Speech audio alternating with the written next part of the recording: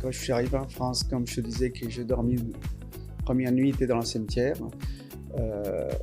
Et je me souviens très bien que pendant 2 jours, j'avais rien mangé, j'avais très faim. J'ai quitté il y a 42 ans le Pakistan et entre-temps, il s'est passé beaucoup de choses.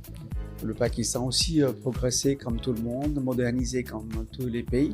C'est vrai, Donc, c'est un pays de 250 millions d'habitants, 70% de la population qui a moins de 30 ans. Donc c'est un pays où il y a plein d'opportunités. oui, au Pakistan, oui, les gens ne comprennent pas pourquoi je quitte la France, pourquoi je quitte Paris, pourquoi je quitte cette vie qui est très confortable. Tu rentres dans un nouveau business, un business qui est déjà en cours d'activité, une fromagerie. Tu as investi quelques millions dedans. Tu peux me raconter un peu cette histoire? Comment Mais ça le t'est... Pakistan est sur bonne voie et aujourd'hui, les jeunesses n'ont pas envie de laisser tomber. Bonjour à tous, bienvenue dans ce nouvel épisode de Wassel Discover. Moi c'est Moïb, ça fait 6 ans que je vis au Pakistan. Après avoir passé 28 ans en région parisienne, j'ai décidé d'arriver au Pakistan et de vous faire découvrir ce que vous n'avez pas l'habitude de voir. Donc l'idée de ce podcast et de cette plateforme, c'est de vous partager des histoires incroyables d'entrepreneurs, de franco-pakistanais et surtout des locaux au Pakistan qui ont beaucoup de choses à vous raconter et souvent dans les médias on les entend pas et ils sont perdus un peu dans la nature. Donc aujourd'hui je suis avec un ami, un entrepreneur, un franco-pakistanais. Sûrement vous avez dû voir plein de vidéos de lui sur internet car il est assez populaire et moi ça m'a fait plaisir lorsque j'ai découvert son histoire récemment. Je l'ai découvert au Pakistan. En France, j'avais déjà entendu son nom, mais je n'étais pas vraiment au courant de tout ce qu'il avait réalisé et de son intérêt pour le Pakistan. Donc, bonjour Jérémy. Bonjour Moïb, Bienvenue au Pakistan. merci. C'est toujours un plaisir de te revoir ici. Et je pense qu'il y a plein de choses que tu as à nous raconter. Et surtout, moi j'aimerais bien commencer par ton arrivée en France. Lorsque tu avais quitté le Pakistan très très jeune. Et tu es arrivé en France avec presque rien. Donc si tu peux nous partager un peu quelques mots par rapport à ça. Parce que je sais que ça tient beaucoup pour toi. Donc, Alors, mon arrivée en France, c'était une arrivée exceptionnelle. J'ai quitté le Pakistan précipitamment, sans avoir réfléchi, sans avoir décidé, sans aucune préparation.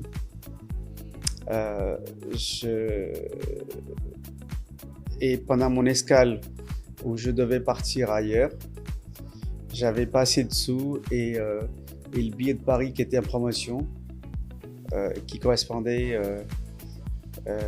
l'argent qui me restait dans la poche. Et voilà, c'est comme ça que je suis arrivé à Paris avec une adresse dans la poche.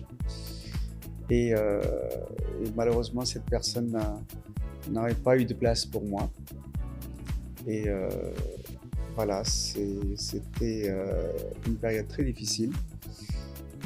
Ma première nuit était dans un cimetière et puis beaucoup de nuits ont suivi sous les ponts et dans les rues. Voilà, ça c'était mon arrivée en France. du coup, ça s'est pas passé comme tu avais prévu. Non, pas du tout. Non. Ok, du coup, tu es arrivé en France, tu n'avais rien du tout, très peu d'argent dans les poches. Tu avais quel âge? J'avais 17 ans. J'avais 17 ans. J'étais jeune encore. Et surtout, on ne peut pas comparer les jeunes de 17 ans d'aujourd'hui qui sont au courant de tout, avec les réseaux sociaux, avec tout. Moi, j'ai quitté... je suis né et grandi dans un petit village perdu dans les montagnes, où ni nous avions l'électricité, ni l'eau potable. Il n'y avait aucun confort de la vie. Et on est au courant de rien, tout ce qui se passe ailleurs dans le monde. Voilà. Tu es arrivé en France avec en tête que c'est le paradis sur Terre. Mais lorsque tu me dis que tu as passé des nuits dans les cimetières, du coup, c'était vraiment un début très difficile. Oui, oui, très difficile, très très difficile. Et c'était long, c'était très difficile et long. Comment tu rebondis avec, après tout ça? Le début est super difficile. Et ensuite, en quelques années, tu bâtis toute une aventure entrepreneuriale qui est juste incroyable. Ça a été quoi le déclic en fait? Alors, avant de venir avec Déclic, je voulais juste dire que quand je suis arrivé en France, comme je te disais que j'ai dormi première nuit était dans le cimetière, et je me souviens très bien que pendant 2 jours, j'avais rien mangé, j'avais très faim, et j'étais assis en endroit où je voyais les gens passer et je ne savais pas comment prendre les choses, comment chercher du travail, parce que je ne parlais pas un mot de français. Et parmi le foule, j'ai vu une personne qui me ressemblait, mais je ne savais pas si c'était un Sri Lankais, c'était un Pakistanais, c'était un Indien. Donc je lui ai dit salam alaikum. Il a retourné vers moi, il a dit alaikum salam, et je me suis levé, j'ai dit monsieur, je cherche du travail. Il m'a regardé, il me dit qu'est-ce que tu sais faire? Et à 17 ans, on ne sait rien faire. J'ai haussé les épaules. Il a compris, il a réfléchi, il m'a dit ce soir on a une réception et tu vas venir, on a besoin des petites mains pour travailler. Il m'a pris dans sa voiture. On arrivait dans un immeuble, dans un quartier chic. Il a arrêté devant un immeuble. On est monté par un ascenseur de personnel. Je suis arrivé dans la cuisine où j'ai travaillé, tout ce qui est des petits travaux qu'il y avait à faire. Et c'est là où je mangeais, j'avais faim depuis 2 jours. J'ai bien mangé et j'ai fait le stock de 2 repas de plus parce que je ne savais pas le prochain ça serait quand. Et j'ai reçu quelques pièces. Je me suis dit, là, je suis assuré pour quelques jours. Voilà, ça, c'était mon début. Incroyable, incroyable. D'accord, donc arrivé en France, vraiment, on va dire, atterrissage en urgence, on va dire catastrophique aussi. Du coup, raconte-moi un peu ton premier magasin organique. Pour ceux qui ne sont pas au courant, Jérémy, c'est le cofondateur de Biomonde, un groupe de magasins bio spécialisés. Et du coup, j'aime bien ce lien parce que organique et le Pakistan, est-ce que cette idée est venue du Pakistan? Pourquoi avoir choisi de créer un magasin organique à Paris? Alors mon début, comme je disais, que donc quand on n'a pas de métier, quand on ne parle pas la langue, c'est que des petits boulots. Où j'ai commencé à travailler sur les marchés, charger, décharger les camions. D'accord. Et c'est là que j'ai eu l'idée de lancer à mon compte. Et très vite, j'ai eu la chance de travailler dans le fruits et légumes au départ. Et c'est là que j'ai trouvé que les produits qu'on vendait, il y avait quand même beaucoup de pesticides. Et que quand moi je partais d'une région où on connaissait pas encore les pesticides. Tout ce qu'on mangeait, c'était le pur. Ouais. C'est ce qu'on appelle ça déci. Ouais. Et donc l'idée est germée à ce moment-là. Et je lançais ma première activité sur les marchés. Et puis, il y a 38 ans, j'ai ouvert mon premier magasin bio où il y avait très peu de magasins en France. Et je peux dire fièrement que j'étais pionnier dans ce domaine-là, de lancer dans le bio. Ouais. Du coup, c'était quelque chose de nouveau en France. C'était nouveau. Et du coup, est-ce que les gens ont accepté cette idée? Ils sont passés, parce qu'ils avaient l'habitude de manger des choses belles, propres, je veux dire des choses avec l'esthétique vraiment propre. Et tout ce qui est organique, souvent, c'est pas aussi joli à voir, mais c'est bon, c'est sain. Est-ce que les gens ont accepté cette idée? Oui, c'était pas facile car il n'y avait pas tellement d'offres non plus. Il y avait le demande, mais il n'y avait pas d'offres. Et puis d'autre côté, il y a des gens qui faisaient un travail formidable. J'ai commencé à faire des connaissances avec des agriculteurs qui avaient mal à rester debout parce que c'est quand même beaucoup de travail. Merci. Et j'avais vraiment envie d'aider ces gens-là et j'ai tout fait pour pas être découragé. Et non, c'était pas facile au début, mais le résultat est là aujourd'hui, c'est que je suis très fier d'avoir fait tout ça. J'aimerais bien un peu que tu nous racontes rapidement comment tu as créé ton premier magasin. Premier magasin, c'était difficile parce que il faut de trésorerie, que je n'avais pas nécessaire à l'époque. Et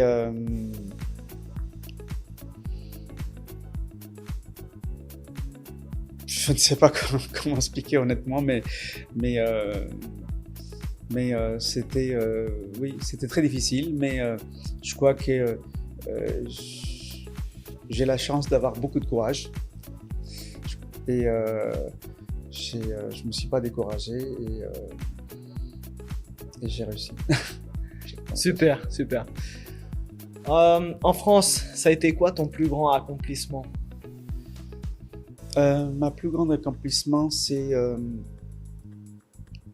d'arriver dans un pays où je connaissais pas la langue, je ne connaissais pas la culture, j'avais pas de moyens financiers, j'avais pas de diplôme et réussir à bâtir quelque chose d'exceptionnel. Et puis ma plus grande fierté, c'est que pendant toutes ces années où je consacrais à ma vie privée, ma vie professionnelle, je consacrais autant de temps pour les autres, pour aider les autres. Bien entendu, une fois que je suis sorti de la rue, j'ai continué à aider ceux qui sont restés. J'ai continué à aider les sans-papiers, les immigrés, les personnes en difficulté. Et ça, c'est ma plus grande fierté. Et puis ma plus grande fierté aussi, grâce à la France, j'ai continué à aider mon pays d'origine. Quand il y a eu le tremblement de terre de 2005, j'ai énormément travaillé, j'ai apporté énormément de l'aide au Pakistan. Je pense que ça, c'est ma plus grande fierté. Génial. Bah, écoute, ton parcours en France est juste incroyable et encore chapeau parce que j'avais entendu parler de toi dans certains articles ou lorsqu'on étudiait à l'université et ça m'avait toujours fasciné. Je me disais que c'était vraiment, fallait vraiment du courage et fallait vraiment travailler dur pour arriver à ce niveau-là. Du coup, lorsque tu as acquis tout en France, tu as tout en France. Tu vis une vie paisible, sereine. Ensuite, tu décides de changer et de t'intéresser au Pakistan. Comment cette idée t'est venue? Pourquoi ce changement? Pourquoi tu as eu besoin de ce changement? Pourquoi tu as eu besoin de repenser au Pakistan et peut-être revenir au Pakistan? Comment cette idée elle est revenue? Alors c'est un long cheminement, ça vient pas jour au lendemain, mais une chose est sûre, que je suis comme tous les Pakistanais qui tiennent leur pays, qui rêvent de revenir et de faire quelque chose pour leur pays, pour leur famille, pour leurs amis, pour leurs compatriotes. Malheureusement, tout le monde ne peut pas avoir la chance que moi j'ai eu de retourner au Pakistan. Pourquoi? Parce que il y a des enfants, il y a le travail et c'est pas facile de quitter et laisser tomber dans le confort en vie. Mais moi je dis toujours, c'est que je ne veux pas avoir de regrets dans ma vie. Et je voulais pas partir de ce monde avec ce regret que je n'ai pas tenté de vivre et de travailler au Pakistan. Ok, du coup, tu as eu cette idée. Ensuite, après cette idée, vu que tu me dis ça a pris quelques années, ça je le dis aussi, lorsque vous commencez à vouloir déménager au Pakistan ou investir au Pakistan, ça prend du temps. Ça n'est pas du jour au lendemain, c'est pas lundi on s'est réveillé et mardi on déménage au Pakistan. C'est une question d'années et il y a souvent plein de choses qui se passent dans nos vies qui font que cette idée elle prend plus de place. Du coup, tu as eu cette idée. Ensuite, lorsque tu as pris cette décision, est-ce que c'était une décision impulsive ou stratégique? Est-ce que le choix ensuite que tu as fait, c'était non, je déménage au Pakistan, je quitte tout et je pars? Ou il y a une stratégie derrière, ou il y a quelque chose il y a un plan? Parce que lorsque tu es arrivé en France, il n'y avait aucun plan. Tu n'avais aucune idée. Tu allais dans une culture que tu connaissais pas. À l'époque, il n'y avait pas Internet. Je pense que peut-être que tu n'avais aucune idée à quoi ça ressemblait. Mais tu avais juste en tête que c'est mieux que le Pakistan. C'est plus... je veux dire, tu as un avenir prometteur là-bas. Mais là, en fait, de l'Europe au Pakistan, c'est quoi en fait? Parce qu'il y a plein de gens qui se posent cette question et ils comprennent pas en fait. C'est comme si tu faisais un pas en arrière, c'est comme si tu revenais en arrière, tu revenais au début en fait. Donc ce choix, il est comment? Alors ce choix, c'était une décision bien réfléchie, bien pensée. Comme je te disais tout à l'heure, j'avais ces rêves à moi qui étaient là depuis toujours, de retourner dans mon pays, de faire quelque chose. Et pour cela, j'ai effectué plusieurs voyages pour comprendre les besoins d'ici, j'ai quitté il y a 42 ans le Pakistan et entre-temps, il s'est passé beaucoup de choses. Le Pakistan aussi a progressé comme tout le monde, modernisé comme tous les pays. Et donc, nous, quand on quitte le pays, on garde cette image pour nous comme si que tout est resté. Tout s'est arrêté en fait. Tout s'est arrêté, mais non, ça continue. Donc, quand on revient, il y a un choc culturel parce que on n'a pas du tout les mêmes souvenirs, on n'a pas du tout les mêmes personnes en face de nous. Donc, il faut venir plusieurs fois. C'est ce que j'ai fait. Je suis venu plusieurs fois. Mais il faut dire qu'après le tremblement de 2005, où j'ai énormément travaillé au Pakistan, j'ai commencé à me approcher davantage et s'intéresser au Pakistan. Et voilà, donc aujourd'hui, c'était pour moi, j'ai beaucoup travaillé, j'ai créé beaucoup de valeur en France et j'avais vraiment besoin d'arriver à ce moment de ma vie, de faire quelque chose pour le Pakistan. Lorsque tu as partagé ça avec tes amis, tes proches, ils t'ont pris je veux dire, ils n'ont pas compris cette idée. Ils n'ont pas dû comprendre comment tu fais. Alors non, parce que mes amis, ma famille me connaissent très bien. Ils connaissent mon caractère.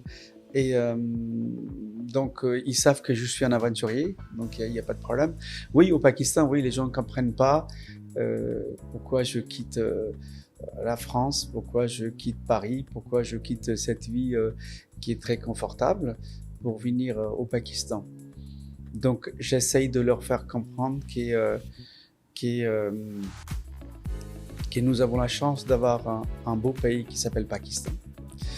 Et on devrait être fiers. Et c'est un pays qui a un énorme potentiel. C'est un pays qui a plus de 70% de jeunesse, c'est-à-dire moins de 30 ans, et qui sont en train de faire un travail extraordinaire dans tout domaine, et surtout dans l'IT. Je trouve qu'ils sont très forts.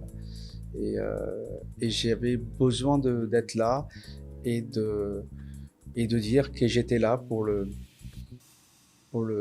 quand le Pakistan commence à vraiment progresser. C'est vrai, c'est un pays de 250 millions d'habitants, 70% de la population qui a moins de 30 ans. Donc c'est un pays où il y a plein d'opportunités, plein de défis et il y a plein de choses à faire. Comme Sarah le dit, c'est un pays qui grouille de partout. Ouais. Donc, c'est quelque chose que je retiens à chaque fois. Donc ça a été quoi ton premier choc lorsque tu es arrivé ici? Lorsque tu as décidé de venir au Pakistan? Et lorsque tu es arrivé, ça a été quoi ton premier choc? Ma première choc, c'était la résilience des gens et qui vivent avec très peu, mais qui sont heureux et qui sont souriants, qui sont très accueillants et qui ont un cœur en or. Et ça, voilà, ça c'est des chocs. C'est qu'on ne trouve pas ça en Occident. La résilience des Pakistanais est juste incroyable. 6 ans que je suis ici et je t'avoue que ils passent par tellement de choses difficiles dans la vie, mais je les vois pas pleurer, je les vois pas s'arrêter et je les vois pas toujours se plaindre. Ils sont très calmes, ils attendent, ils patientent. Et je pense que ça fait du Pakistan une nation vraiment résiliente. Et je pense que c'est ça qui fait la différence. Et c'est pour ça que ce pays de 250 millions d'habitants, il continue d'évoluer, il continue d'avancer. Ok, super. Tu arrives sur place et tu rentres dans un nouveau business. Un business qui est déjà en cours d'activité, une fromagerie. Tu as investi quelques millions dedans. Tu peux me raconter un peu cette histoire, comment ça t'est venu? Oui, écoute, cette histoire est très simple parce que depuis quelques années, j'ai amené des investisseurs français pour investir au Pakistan dans différents domaines. Et au cours de ce voyage, j'ai appris que le Pakistan est le 4e, voire 3e plus gros producteur de lait. Super. Et ça m'a donné envie de faire quelque chose dans les produits laitiers. Parce que pour préserver le lait, c'est le seul moyen, c'est de faire le fromage. Parce que le fromage, on peut préserver longtemps, alors contrairement au lait. Et j'ai trouvé aussi que malgré la quantité de lait qu'on a, il n'y a pas de plus-value. Et du coup, voilà, j'avais l'idée de créer des mini-laiteries dans les villages et confier aux femmes pour leur donner de pouvoir d'achat. Et pendant ces recherches-là, j'ai rencontré un artisan qui faisait le fromage, mais qui n'avait pas forcément les moyens. Et voilà, j'ai investi et aujourd'hui, presque 2 ans et demi après, 2 ans, on fait à peu près 60 variétés de fromage à la française. Il y a une forte demande qu'on n'arrive pas à fournir. Et donc maintenant, mon projet est dans les années à venir de créer 5 fromageries équivalentes dans les différentes régions du Pakistan. Et surtout dans les régions rurales, pour que les gens ont le pouvoir, pour leur donner de travail, pour leur pouvoir d'achat et pour que le lait ne soit pas perdu. C'est incroyable. J'avais aucune idée qu'au Pakistan, il y avait vraiment quelqu'un qui faisait du fromage. Et c'est avec toi que j'ai découvert que c'était possible. Surtout, comme tu dis, ça permet d'ajouter de la valeur à quelque chose qui est perdu normalement, parce que le lait au Pakistan est souvent utilisé pour le thé ou les lassis, donc ils ajoutent vraiment pas de valeur. Et du coup, lorsque tu as pris cette décision d'investir dans cette usine, est-ce que tu as fait face à des difficultés? Parce que c'est pas la même structure, c'est pas la même façon de travailler ici. Qu'est-ce qui a été difficile pour toi? Non, rien qui était difficile, hein. Tout est devenu naturellement. Parce que j'avais accepté que je vais aller dans un pays où culturellement est très différent par rapport à la France. Et donc je m'étais vraiment préparé d'affronter toutes les difficultés, mais finalement j'en ai pas eu de tellement de difficultés. Je suis vraiment très heureux et très fier de faire ça et j'espère continuer encore longues années. Parce que souvent, quand on parle d'investissement au Pakistan, beaucoup d'entre nous qui sont en France, ils ont peur. Ils pensent directement à des fraudes, à des gens mal attentionnés ici, des gens qui mentent. Donc toi, tu es tombé sur des personnes correctes, tu as investi dans cette usine et voilà, t'as pas Alors, eu... je dirais que d'abord, il faut savoir ce qu'on veut exactement dans la vie. Et il faut toujours s'aventurer dans le domaine où vous maîtrisez, que vous connaissez bien. Et c'était mon cas. Et puis le reste, après, il faut s'entourer des gens professionnels, pas forcément des gens de confiance, parce que des gens de confiance, souvent, c'est la famille ou les amis proches, mais ils ne sont pas forcément des professionnels. Donc, c'est à vous de choisir, d'abord, bien maîtriser le domaine dans lequel vous voulez investir, et puis choisir les gens, il faut être bien entouré. Et puis, il peut créer des règles pour que tout ça se passe bien. T'as raison, je pense que c'est quelque chose, j'adhère aussi. Il faut investir dans le domaine et dans les secteurs que tu connais. Et si en France, tu es dans une activité, tu es dans une industrie que tu maîtrises, il faut investir dans la même industrie au Pakistan. Parce que ça sert à rien de venir au Pakistan. Souvent, il y a des gens qui échouent au Pakistan.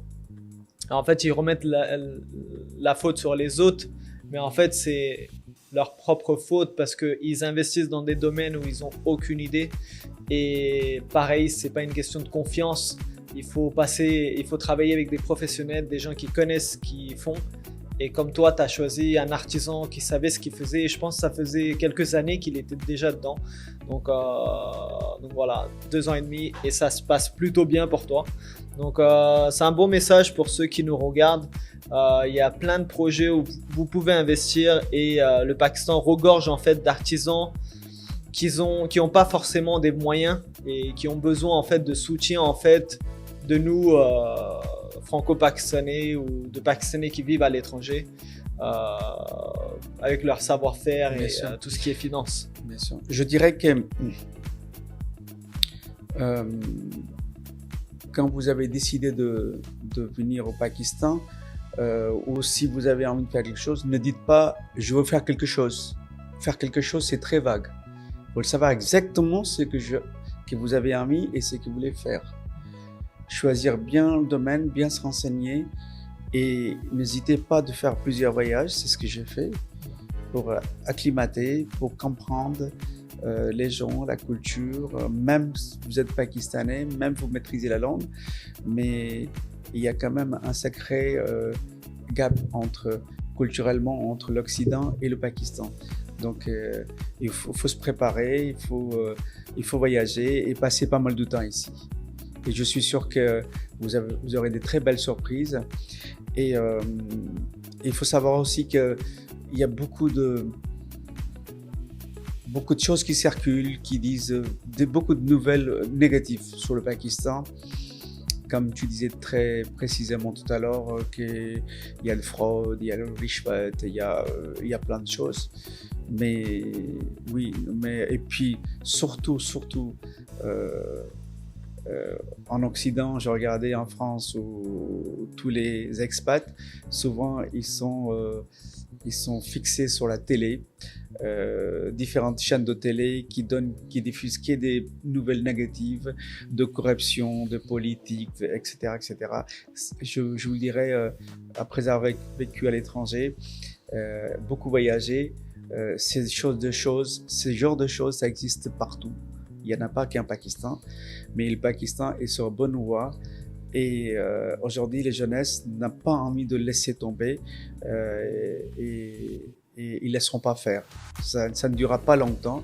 Il ne faut pas que vous soyez découragés parce qu'au Pakistan, il se passe des choses politiquement anormales, mais ça fait partie de l'évolution de notre pays. Il est en train de grandir, il est dans l'adolescence et donc quand on est adolescent, il y a beaucoup de perturbations. Voilà. Mais on arrive vers l'âge adulte et venez. Moi, je pense que vous serez pas déçus.